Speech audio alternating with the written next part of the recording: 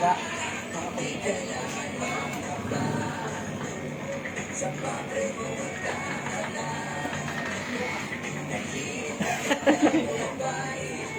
Hi!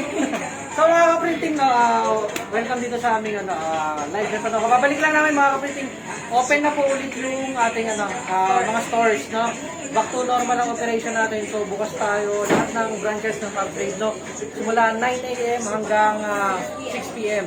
So mga kaprinting, ito, gaya ng time namin, quickie lang to mga kaprinting. Para po doon sa mga kasi itong mga nakaraang araw kayo, no? Diba, medyo nawala tayo ng halos dalawang araw, nawala tayo dito sa factory, no? Ingat ka. Nawala na, kumbaga, marami kasi nag-purchase last week ng mga ng package ng DTF. So mga ka-printing, no, para masagot din ang inyong mga katanungan. No, sisimulan natin dito sa ating One Commander. No?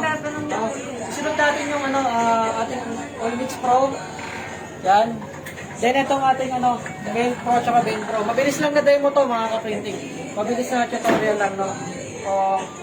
Okay, start na tayo. So dito mga ka-printing, no, papakita ko lang sa inyo. Ito po ang ating One Commander, no. Ang nagagawa po nito mga ka-printing, no, para po itong ano ba dito? Yung technician in a box. Aalisin yung problema niyo sa plugging. Mabawasan ang problema ninyo mga ka-printing. Kasi itong machine na to mga ka-printing, no, ito na ang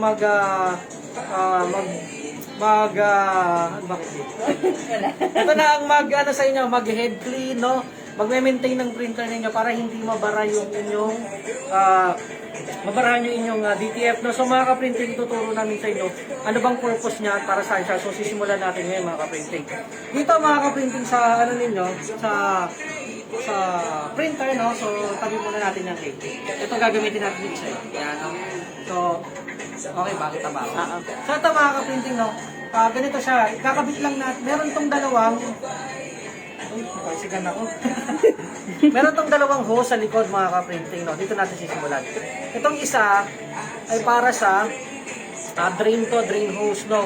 Kasi meron pong tangke dito sa loob. Dito na pupunta yung mga hinihigop na ink nito.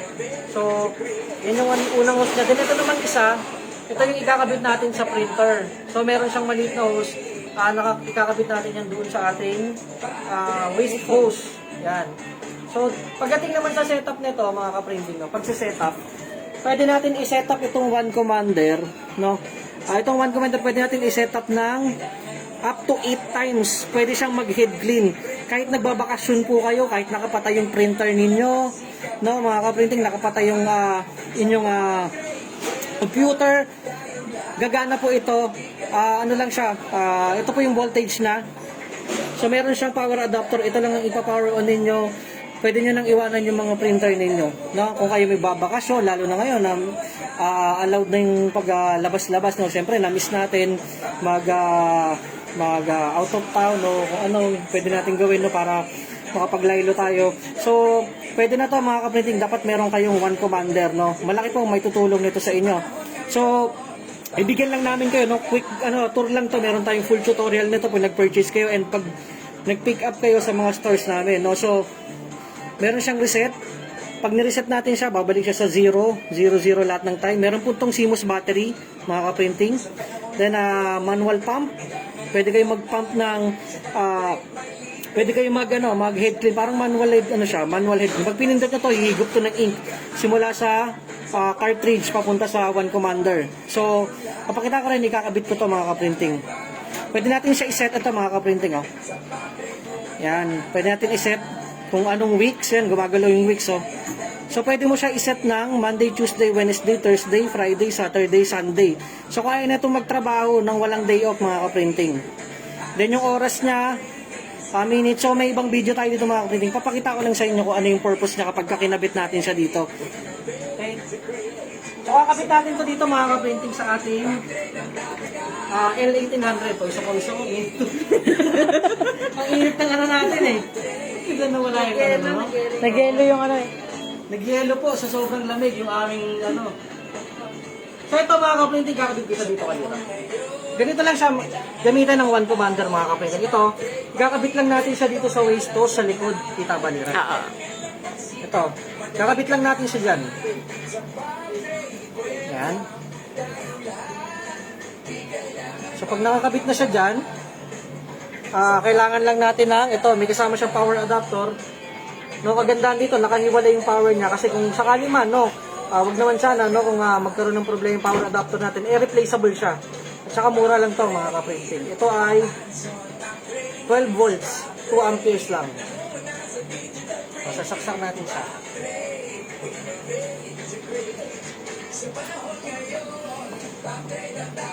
Yan, ito mga kaprinting. Oh.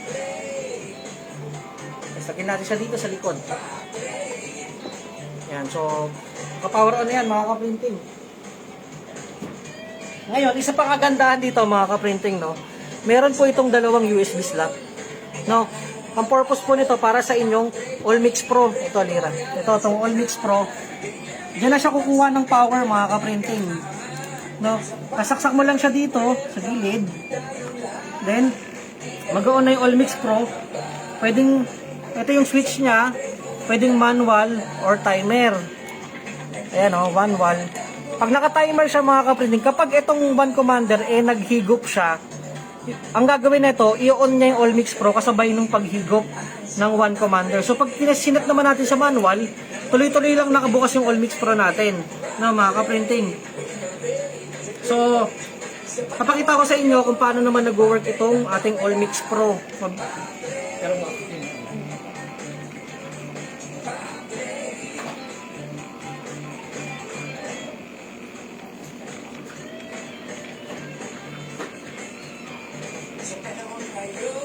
So ito mga kaprinting, meron ako ditong clear na container na mayroong tubig at mayroong konting pangpakulay. Papakita ko sa inyo paano nag-work ang Allmix Pro. So tatanggalin natin siya. Ngayon naka-on siya, pakinggan nyo mga kaprinting. Lapit mo dito. So ayan ang ating Allmix Pro. Yun o. Tatanggalin lang natin siya. Ganyan lang siya mga kaprinting. Non-destructive po ang Allmix Pro. Ang kagandahan dito mga kaprinting, hindi nyo kailangan hindi nyo kailangan wag kayong mangamba dito mga kaprinting. Kasi ito ay 1 year replacement mga kaprinting ang pangako ni Factory yan. Sa walang physical damage, papalitan natin yan kung ano man mangyari. So ganun kami katiwala sa produkto na ito mga kaprinting. So yan ang Allmix Pro. Yan lang yan mga kaprinting. Papakita ko sa inyo paano nag-work siya.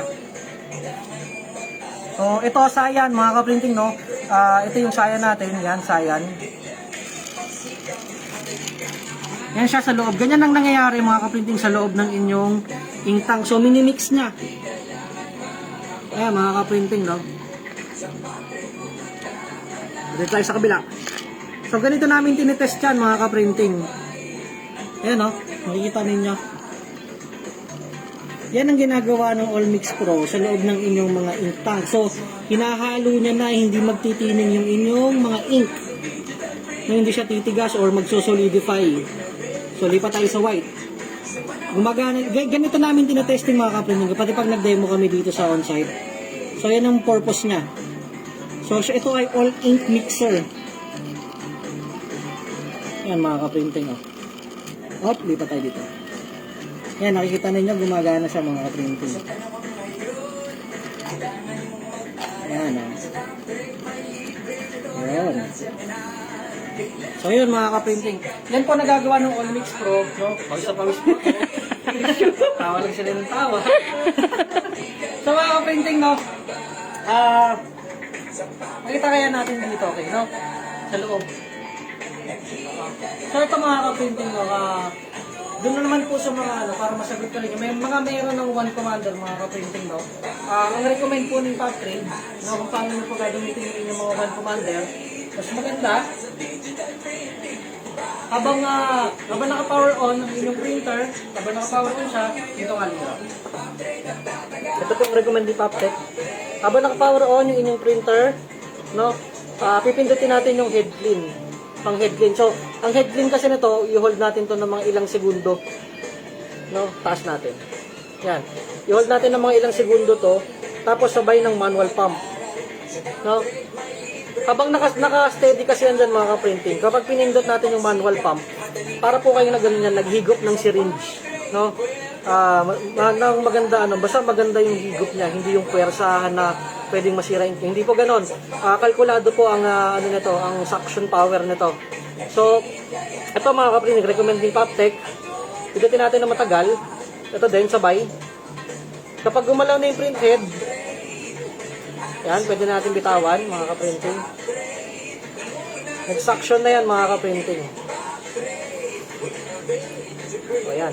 Para naman po dun sa mga nagkakaroon ng problema yung kulay, no, nung medyo madumi daw. No, so pwede natin gamitin din tong manual pump na maghigop ng excess na ink yung para hindi nag-overflow yung ating lapit mo dito, Lira. Ayan, yung ating capping. Makikita nyo dyan mga kaprinting. Ayan, no. Pwede tayong maghigop. Pinutin natin yung yung manual pump. Higupin niya yung sobrang doon, sobrang ink. Yan. So, ganun kaganda si One Commander mga kaprinting. Ulitin ko mga kaprinting ha. Itong One Commander, may kakayahan siya mag-head clean, no? For 3 seconds. So, importante kasi mga kaprinting, no, gumalaw lang yung ating ink doon sa hose, sa tangke, at saka sa ating kasi dito dahil meron na tayong All Mix Pro mga kaprinting, itong ink natin dito sa tangke, hindi na natin masyadong iintindi niyan kasi minimix na kagaya nung pinakita ko kanina, minimix na lahat yan. So halong-halo lahat yan mga kaprinting. Ngayon, okay, ang next na natin ay yung hose, yung cartridge at saka yung print head. So ito nagagawa ng trabaho na yun mga kaprinting.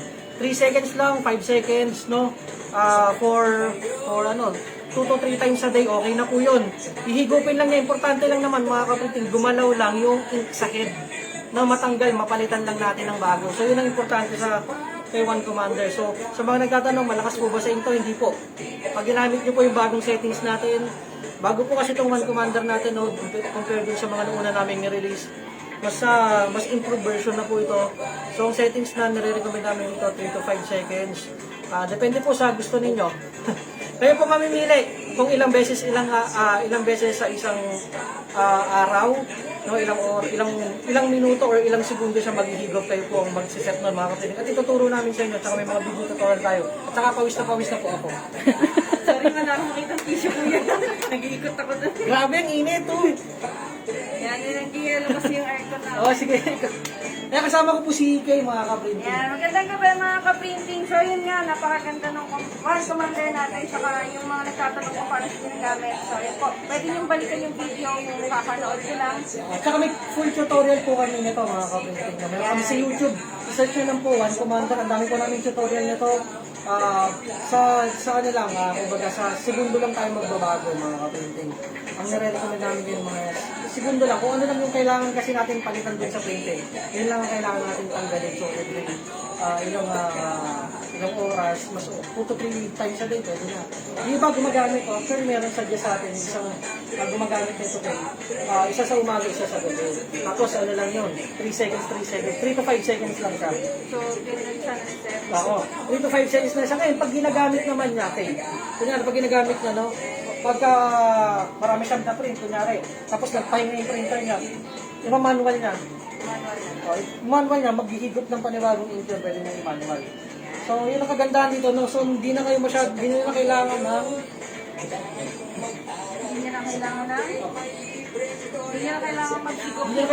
ng maghigop-higop mga kaprinting kasi madumi pa sa kamay yan eh. Ito, ipindutin nyo na lang, oo. Naghihigop na yan, kumukuha na yan ng bagong ink. Pinapalitan niya na po yung ink na na-stock dito sa loob ng print head. So, napakaganda nito One Commander mga kaprinting. All printer yan o kuya? Oo, kahit anong printer po Kahit pwede anong to. print nyo mga ka-printing, pwede yung One Pwede. Hindi, bukod doon kayo, hindi pa kasi ito pwede, itong version na to, hindi pa siya compatible sa EcoSolvent. Pero meron tayong meron tayong pang EcoSolvent ng mga kapatid. Hindi lang itong kulay itong model na to. So meron tayong ito kasi One Commander Chronos. Okay. Yung isa naman One Commander Talisman. So yun yung upgraded version para dun sa EcoSolvent. Then meron niyang pwede mo na controlling through app. Okay. Kahit nagbabakasyon kayo, pwede nyo pindutin, i-manual nyo sa cellphone app ninyo na o mag-head crane ka. Ganon, pwede yun. So, yun yung bagong version ng, mas mataas na version ng One Commander. Okay. So, ayan mga ka-printing. Ngayon, dito naman tayo. So, ito naman din yung bago nating Ventro. So, new version to mga ka-printing. So, ano nga bang nabago sa kanya? Ito po. So, yung ating Ventro ngayon ay nakaganito na, transparent na siya. So, viewing window. Para nakikita nyo talaga yung higop niya. Higop ng, yung, yun nga, yung polyacrylamide smoke na masama sa kalusugan. So, yun, kung bakit in-invent si Ventro dahil po doon para hindi tayo magkasakit kasi nga masama yun nalalangkap natin. So, magandang partner to kay Melt Pro. Yan. So, ano nga ba si Melt Pro? So, ito mga ka-printing. Kailangan natin to kapag nag-DTF printing tayo. Saka ito mga kaprinting, mapapansin ninyo, ito mga bagong version ng Meltro. Tuloy-tuloy kasi upgrade natin mga kaprinting, no? Tuloy-tuloy ang upgrade ng Paptec, no? Makikita nyo, ano na siya, naka-aluminum ano na siya. So, yung mas Aluminum pinatiba yung, plate na siya. yung ano niya, yung base niya. Iba yung base niya mga kaprinting. Yan. So, aluminum na yan. At saka yung dito, pinatiba yan. Yung Hanggang nasa- yan sa gilid. So, lahat po, in-upgrade natin yan. Pero ito, mga kaprinting, hindi nyo lang sa DTF magagamit to. Pwede rin yun. Pwede nyo rin ito magamit dun sa pagpapatungo ng inyong eco-solvent sticker. No, may mga gumagamit ito. Pagkatapos nila ma-printing, pinapatong nila dito ng saglit o para mabilis ma-hit yung kanilang eco-solvent stickers. Yan. So, yun, may another receipt. Not Pro. Saka napakadali lang gamitin mga kapintin. Meron na siyang guide. Ito, kung ano yung settings. May recommended settings na tayo dito mga kaprinting. Pero inuulit namin mga kaprinting ito po ay recommended settings. Kung may chance man na hindi mag-fit sa inyong design, pwede nyo po itaas by 10 or by 20 yung temperature. Pero yung temperature tsaka set, pwede nyo itaas yan. Dapat pareho sila. No, kung ginawa nyo yung 340, gawin yung 340 din yung set. Pero yung time, recommended namin mga 30 to 40 seconds lang. Huwag nyo na babaguhin yan. Yung temperature na babaguhin natin. Ayan. So, ayan mga kaprinting, no? Ay, bukas mga ka-printing, no, yung message sa akin yung isang customer, hindi kasi kami naka-live ngayon, gawa nung kaya nag-live kami ng ganitong klaseng setup. No, kasi nireformat yung ating Paptrade TV na computer, no, na maintenance natin. Yung live natin bukas mga ka-printing, ayun ba, pwede. Yung live natin bukas mga ka-printing, no, susubukin, papakita namin sa inyo na kung posible ba yung photographic print sa DTF. Kasi may mga nagtatanong din, gusto nila makita kasi kayo na kung paano natin pinrases. Yung photographic nga kasi, di ba kasi makikita mo, most ng design yung mga cartoons, anime, no? May mga gusto makakita na pwede ba sa photographic. Yung talaga, picture talaga ng tao, no? Papakita namin sa inyo mga ka-printing, live yun. Bukas yun ang gagawin natin. Tapos, kung gusto niyo makita yung actual print, i-display po namin dito sa Paptrade Visit yan. lang kayo sa Paptrade pin yan. Ayun, mga ka-printing. So, ayan mga kaprinting. Wiki lang talaga itong ating Okay lang to mga ka-printing. So, babalik po kami ulit bukas mga ka-printing, no? Yun, traditional announcement ulit mga ka-printing. Bukas na po lahat ng stores natin, no? Pasensya na po at medyo ilang araw kami, 2 araw yata tayo close day, no? Pero ngayon, bukas na tayo, simula Monday hanggang Sunday ulit mga ka-printing. 9 a.m. to 6 p.m. Yung ating online store, Shopee, Lazada, bukas po ulit yan. Yung nagpa-process na ulit. So, pahabol kami, kung doon man siya mga na-delayan ng orders, ihabol natin yung mga ka-printing. Okay? So mga ka-printing, kami po magpapaalaman ni Kim. Maraming salamat po. Hindi pala tayo nagbasa ng comments. Sorry. Hindi, baliktarin mo na lang. Pwede mo baliktarin yan. Alin? Yung ano. Baliktarin natin yung camera para mabasa niya. Oo nga, ito gano'n. Paano? Hindi, dito. Ayan. Cut mo na. Ayaw na Ayan. Basa muna tayo sa Ayan, gitna basa tayo ng comment. So, sabi ni Sir Clint, how much yung ano yan, kuya? Yung One Commander. Grabe, pawis ko ha. Ako din. Mainit. Voice na eh. Magkano ba yung ating commander? So, 5-5. Yan yung 5-5 yata. 5.5. So, ayun pa mga ka-printing sa mga gusto ng One Commander, 5,500 pesos lang po ito. Kung meron mang pagbabago sa presyo, i-update namin kayo sa aming website mga kapatid. Nandun po yung latest price. Kung meron man changes, no, mga kaprinting. Ayan, si Sir Jerome, sabi niya, Sir Dan, yung sa akin, narinig yung rattle ng magnetic impeller habang naka-on. Habang naka-on ng All Mix Pro, normal po ba yun? Sabi niya. Dito sir, dito sa ano, kasi pag naka-power in yung ano, All Mix Pro. Pero sir, yung ink po ninyo nasa 75% po ba ng level? Kausap ko yung si sir kanina, tutulungan ko. Kasi nga, meron si Sir Jerome kanina na yung ano, yung parang nagpapatsi-patsi or parang nagbibilog-bilog yung print. Sabi ko, try muna yung ano, try nyo muna sir yung aking suggestion. Pag na-press nyo na, tapos tsaka natin tingnan ulit kung ano, anong possible na cause nun. Kasi minsan na-experience ko na din na hindi namin pinitik yung ano, yung pagkatapos namin pagkatapos ma-print, na-implement namin 40 seconds sa ibabaw ng Melt Pro. Tapos nilagyan namin ng powder pero hindi namin pinitik yun.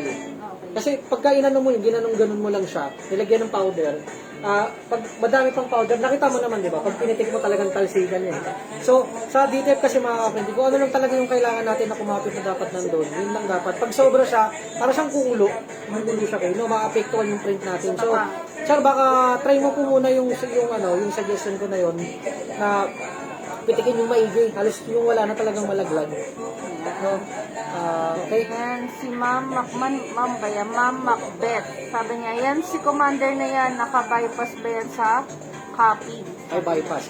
Di po, nakakonect po yan sa ating waste hose think tank, mga kaprinting, na si Ma'am Macbeth Lumayag.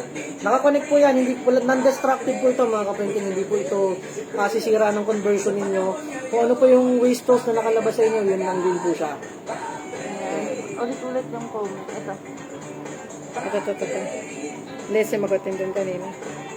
Ayan. Sir Dan. Bakit nabalik? Nabalik ka. Water. Boss, ang daming comment po ulit to. Wala sa ito. Nabalik. Nawala na naman. Naglolo ko yung ating ano. Kaya baka mo lang. Boss, ilapat mo lang yung lalagyan na ng sa All Mix. Pag medyo nakaangat, dinig ang impeller. So, ayun yung sinasabi ni Sir Nino. User ko si Sir Nino ng All Mix Pro. Baka hindi masyado nga nakalapat. Tama. Si Sir Gino Chavez, good. Ayan, Sir Gina, happy watching. Maganda isang comment. Ayan, Sir Brenda. Sir, quickie question. Quickie question no. Wait ka dyan. Hindi basahin mo. Sir, quick question din po. Ibang brand po yung ink ng DTF, pero yung gamit yata ni Sir ibang brand.